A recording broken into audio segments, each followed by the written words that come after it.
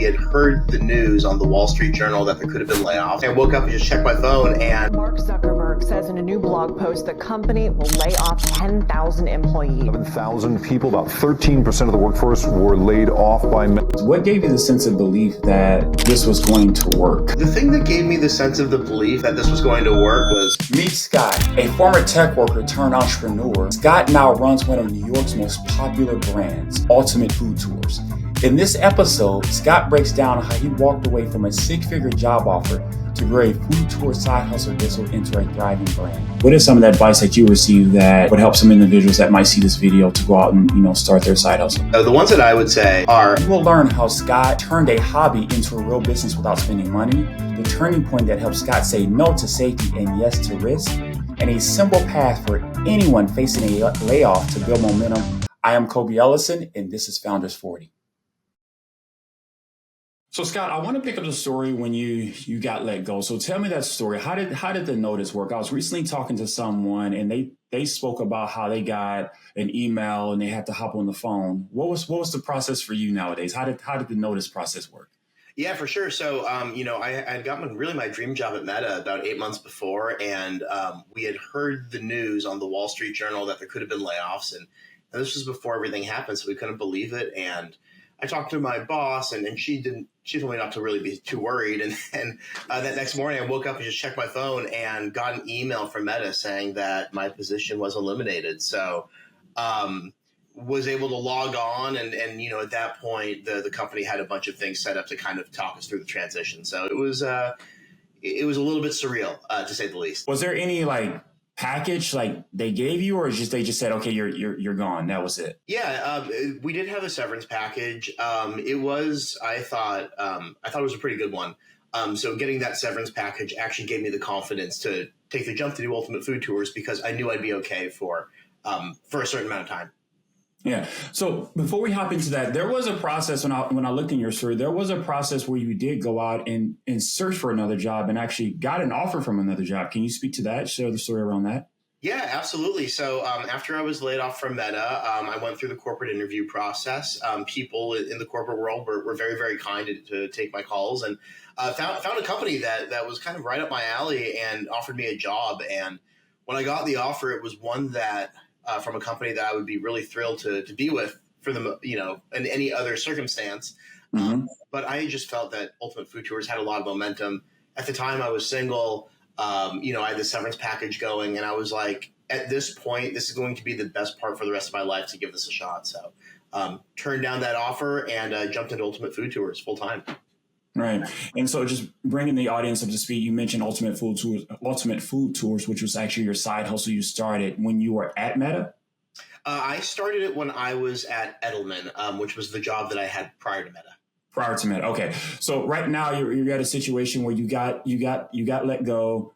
You have this business that you've been, working on the side, and now you're at a crossroads. You have this, package that they're offering you, and you have Ultimate Food Tours. Were you profitable with the business at this moment? I was profitable with the business after I was laid off from Meta. However, the profit wasn't nearly what I was used to making with my salary in the corporate world. So this is the interesting part, right? Because on one hand, you have this, and I remember you telling me the comp package, which was very nice from that offer that you got. And you have this side hustle that is nowhere near or equal to the comp package that you're about to receive.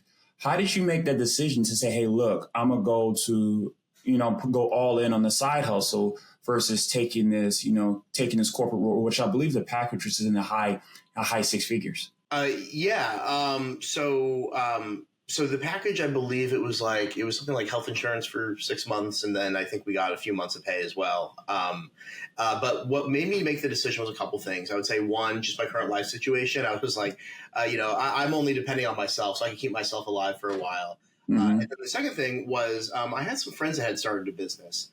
And I was talking to them about their journey when I was considering doing it. And they gave me a lot of really good advice. And they were like, look, it's going to be really rough for a year or two, but just don't quit, and it's going to pay off. And sure, the package you can get from the corporate world is going to be really significant, but eventually you're going to surpass it and they'll never be able to keep up. So just the thrill of chasing that upside for me is what made me take the jump full time into entrepreneurship. At that moment when you take over, where are you in the business? Like, speak to revenue and kind of what you were doing and kind of what were day-to-day operations. Yeah, absolutely. So when I made the jump to do Ultimate Food Tours full time, I believe we were making about we made like $30,000 in the previous year in revenue. Okay. And that was from me doing tours on the weekends. And then I had actually hired a few of my friends as tour guides. Okay. That had flexible schedules that were able to do it during the week. So we had just started kind of scaling up. When I was able to jump in fully, I kind of had the realization that if I could maybe focus on this full time and invest my time in different parts of the business, I could really ride the wave of that momentum and grow it into something else. And after I did that, I think we 3X the next year. A lot of people that I hear that are going into like business by themselves, especially small business, one of the things that's a concern of theirs is health insurance. How was that hurt? How did you overcome that challenge?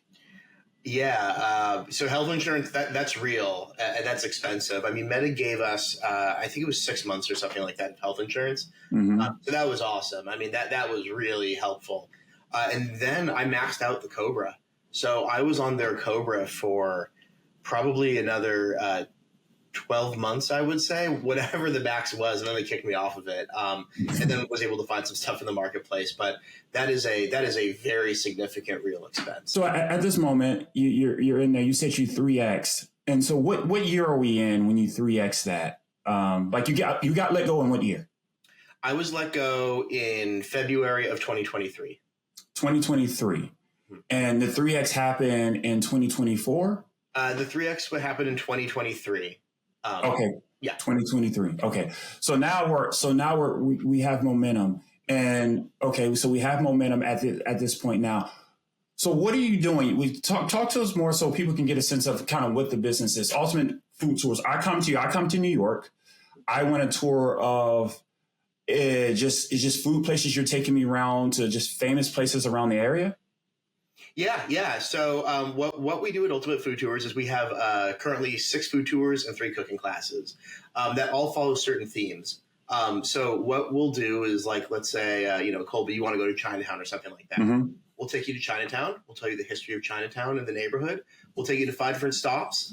China has 8 culinary traditions. We eat at about half of them. And we'll talk about the history of the food. We'll talk about the history of the neighborhood. We'll introduce you to some really cool people.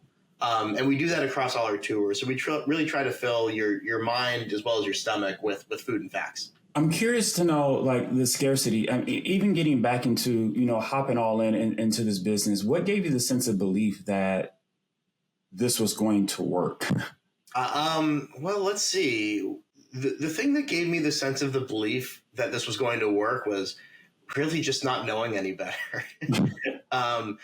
I had made, at the time I was single, I was able to keep my expenses really low, and I figured I had like a good personal runway. And if I had to eat $1 pizza for a while, it was something I could do. So just not knowing any better was one thing.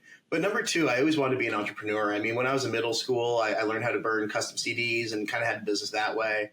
Oh yeah. Always had an eye on different entrepreneurial things. So this kind of felt like the moment, and there was a feeling that Ultimate Food Tours did have some momentum, and something was there. So, you got to trust your gut, and that's really what I did. And I'm really, really happy and lucky that I kind of saw the potential in Ultimate Food Tours before I made the jump full time. So at least I wasn't starting something from the ground up. There was already a train rolling forward, and I was able to just kind of steer it in the right direction. Okay. And I know I want to stick here in the business in this aspect. I'm pretty sure you weren't the only game in town, like when or were you the only food tour business at this time? Yeah, I was not the only food tour business in New York City. It is a very, very competitive food tour landscape. Okay. So where's your differentiation and how and why this business for you? Yeah. Ultimate Food Tours came around just because it combined all my passions. So, my favorite things in the world to do are to walk around different cities, eat the food, and learn about the history. So what happened was I moved to New York in 2021.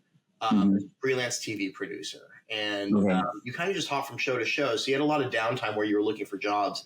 And in between that, I was like, look, if I'm going to be on my laptop, I want to be outside because I'll be bored in my apartment. Let me find a different neighborhood to go to. And I was like, well, if I go to this neighborhood and find a coffee shop, I should get something to eat. So let me find a restaurant. And I was like, well, I don't really want to sit in a restaurant. Maybe I'll have a couple snacks or something. So I started doing this and my friends were like, wait a second, you're doing food tours? Like, we want to come too. And then at that point, one of my friends told me to put on Airbnb experiences. And I had resisted kind of doing that for a long time. And at that point, it just kind of took off. So it was one of those things where I never thought of it as a business. It was just something that I like to do for my friends and family. And then through those friendships, people really encouraged me to try to commercialize it.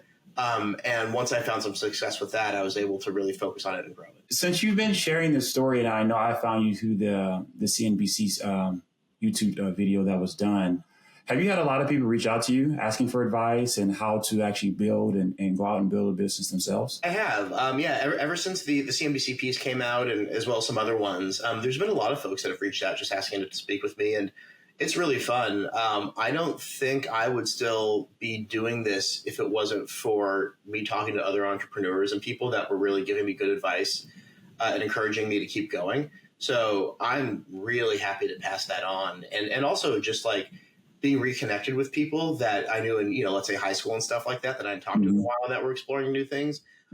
That's been one of my favorite parts of this all is just the connections that you build with people. Are you able to share some of the advice for individuals? Because there's going to be a lot of individuals that see this and also in the same situation. We see, not even at that time, but even now the layoffs are taking place. And I think now is a great time too to actually start to try to build something. What is some of the advice that you received that would help some individuals that might see this video to go out and start their side hustle? Yeah. No, thank you for that question, Colby. I think that's a really great one. So the ones that I would say are number one, you can't teach passion. So find something you're passionate about, get the word out there, and people are going to gravitate towards it. Like people ultimately want to have a good time with someone that really cares a lot. So that's going to shine through. And then the second thing that you have to do is it's super easy. You just got to do it and not quit. And you'll probably be successful if you do that. And Colby, I know you have this podcast and you're probably going through the growth process and it's up and down. I mean, the path is not like this. It is up and down and there's twists and turns, but start it, just go ahead and do it and don't quit and you'll be successful. Let's unpack that a little bit because I want to get very granular when we say the word. A lot of advice you receive from individuals, it starts with that one. Start with something that you're passionate about, right? Okay, say we find something that we're passionate about, as you did, but as you found something, it seems like you had action steps behind that. They find something that they're passionate about. How do we start creating these action steps and knowing what to do? Because some people get so immobilized and get so stuck. There's so much information coming at them. You can watch all these YouTube videos on how to start a business, but starting and actually going to do something is the best way to get data and know if this works or not. So for instance, you started your business and then you went out, you put it on, you told your friends, Facebook Marketplace, then boom, that's kind of how it started for you. So what are some I don't know if you know this or not, but some cheap ways, if we wanted to go, what else is in New York? If we just want, for me, I love pizza. Right. I want my food tour business not just to be based around pizza around New York. Right. That's all I'm going to focus on. That's going to be my niche, just focusing on the pizza spots. What would be my next step to actually do that and get the word out there? Yeah. So Colby, if you want to start a pizza tour, you'd be going up against a really great guy named Scott, not me, Scott Wiener. He owns Scott's Pizza Tours. He's the OG food tour guy, but really, really awesome guy with some awesome tours. But if you want to start your own pizza business in New York City, I would say the first thing you should do is find a way to get it up on a platform of some sort, like an Airbnb or Viator. At that point, start figuring out your brand name and start making a website and filling out your social media profiles and start posting to them. Because doesn't really matter exactly what you do. You just need to get in the habit of like building towards something. So just like register that email address, register your Instagram account, whatever it is, and then do something the next day. and eventually you're going to get momentum for yourself and get in a routine. All right. Okay. So simply just start doing something. I like the term. I read or heard recently someone said messy action. Just start creating activity. I think that's the best way to actually get your efforts moving in the right direction and get something moving. Let's get back to your business. You spoke to me about being 3X and all that stuff, and you mentioned hiring, doing this. So right now, what's the current state of your business? Are you have multiple people? You hit 7 figures. Where is it now? Yeah, so we have multiple people working for us. I think we have 3 tour guides right now. We're looking to hire a few more pretty quickly. We're still growing, which is really great. We started to launch new products, so our cooking classes have been really successful. Okay. So we do a dumpling making class, a Chinese handful noodle class, and like an Italian American class. So you make pizza, pasta, and cannolis. So those have been really great. So really what we're at now is we're just continuing to operationalize everything. We're continuing to kind of get our word out through marketing and other avenues. And we're looking to launch new products. So we're just continuing to kind of grow and test and learn and lean into the wins and try to get out of the losses as quick as we can. We're building, man. We keep going. I love that. You mentioned, I was watching this and you talked about the cooking classes. So right now your revenue comes from 2 areas. Well, I think I heard 3. You have the tours, the cooking classes, and you're selling products. So only 2. So I would consider the food tours and cooking classes just like the products that we sell. So the revenue would be from either the food tours or the cooking classes. And who's conducting those cooking classes? You have partners or is someone internally on your team doing the cooking classes? Yeah. So for the cooking classes, we partner with local restaurants. So the idea is you get to learn from the city's best chefs in their own kitchens, which really differentiates us from a lot of cooking schools where you're in a class. So it's really cool to hear from the people that are like literally doing it day in and day out, whose livelihoods depend on them making great food.